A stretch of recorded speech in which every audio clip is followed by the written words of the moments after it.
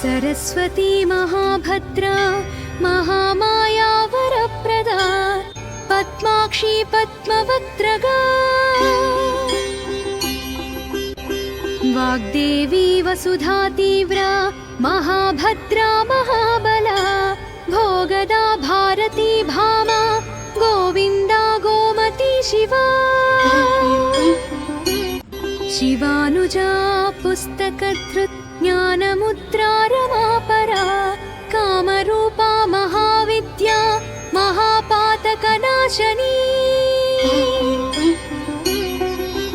महाश्रया मालिनी च महाभोगा महाभुजा महाभोगा महोत्साहा दिव्यांगासुरवन्दिता सौदामिनी सुधामूर्तिः सुभद्रा सुरपूजिता सुवासिनी सुनासा च विनिद्रा पद्मलोचना विद्यारूपा विशालाक्षी ब्रह्मज्ञाया महाफला त्रयीमूर्ति त्रिकालज्ञा त्रिगुणा शास्त्ररूपिणी महाकाली महापाशा महाकारा महाङ्कुशा